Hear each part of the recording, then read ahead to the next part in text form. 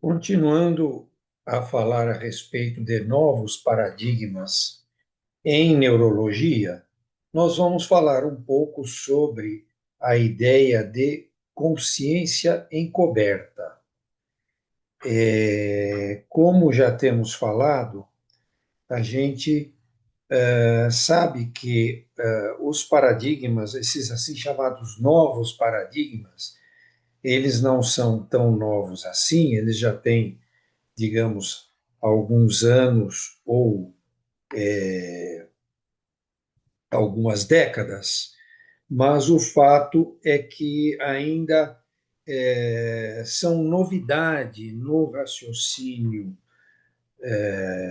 digamos assim, genérico de médicos ou neurologistas que nem sempre pensam a respeito desses novos paradigmas ou, eventualmente, usam até esses dados em seus raciocínios. E o que é essa consciência encoberta? Essa consciência encoberta trata-se de situações em que pacientes que supostamente estejam inconscientes, portanto, não interagem com o meio, né? Não há uma resposta em relação a qualquer solicitação ou a qualquer estímulo. São pessoas assim supostamente inconscientes, né? Principalmente casos de diagnóstico de estado vegetativo, né? E essas pessoas apresentaram respostas. No entanto, alguns desses pacientes apresentaram respostas que foram consideradas respostas de pessoas conscientes por meio do exame de ressonância magnética funcional. Essa ressonância magnética funcional do cérebro trouxe, portanto, uma grande inovação no entendimento do que seja estar consciente. Isso é um novo paradigma tão forte, tão acentuado, né, que nem sempre é fácil de entender como que isso funciona. E é isso que acontece. A ressonância magnética funcional, esse nome funcional diz respeito a que essa ressonância em áreas que estejam, áreas cerebrais que estejam funcionantes, estejam precisando de mais oxigênio, existe uma espécie de marcação nessas áreas. Essas áreas são assinaladas de uma maneira diferente.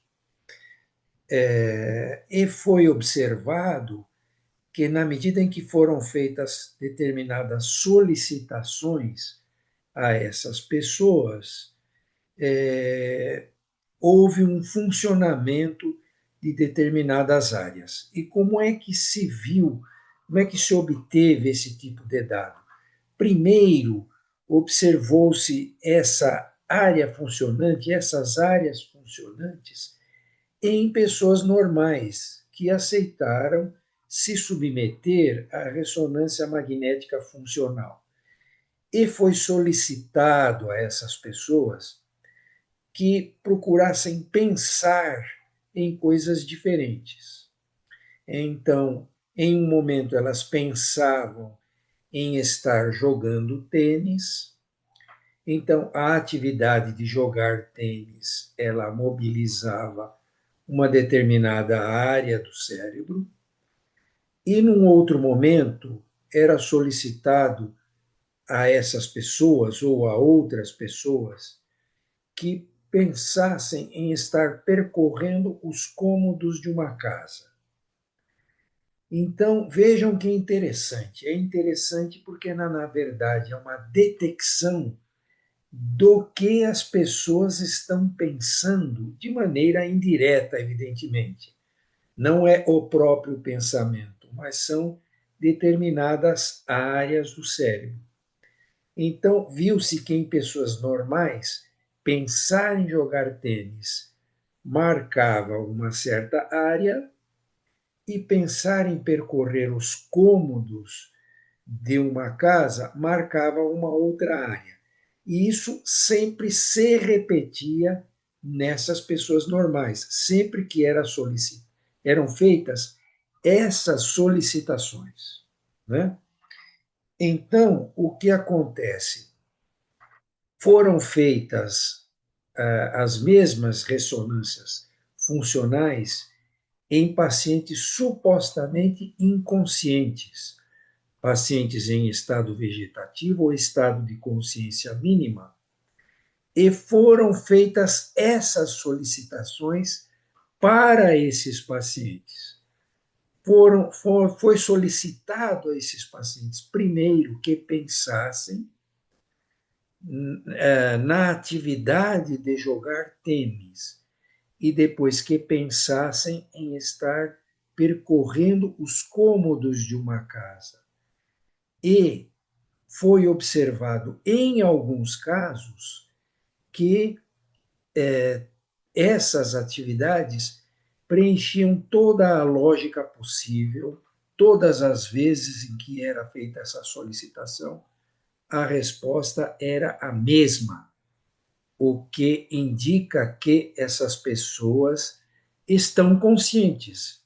Se elas estão respondendo através de um pensamento que marca certas áreas cerebrais.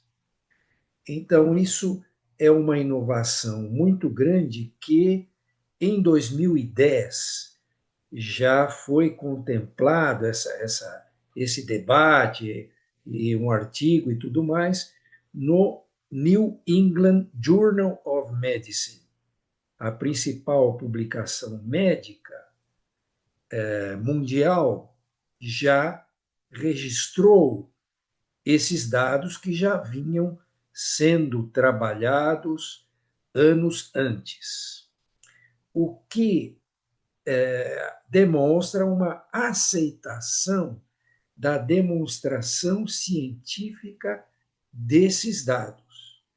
Então, esses pacientes que se pensava que estavam inconscientes e passou-se a constatar que estavam conscientes, eles responderam a essas solicitações dentro do que seria esperado para a área correspondente e para a função dessa área.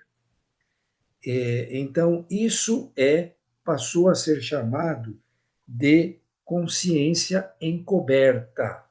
Foi uma designação covert consciousness, em inglês, e são pessoas que não apresentam nenhuma resposta motora a nenhum estímulo que seja feito e, portanto, aparentemente seriam pessoas que estariam inconscientes e detalhe que não se tratam de casos de locked-in, de síndrome do encarcerado, porque no locked-in, na síndrome do encarcerado, existe alguma resposta com as pálpebras, eventualmente com movimentação ocular, que acompanha uma certa lógica. Esses casos já são conhecidos há bem mais tempo. Agora, estes da consciência encoberta são relativamente novos. Evidentemente que isso demanda toda uma tecnologia, toda uma possibilidade de fazer esses exames.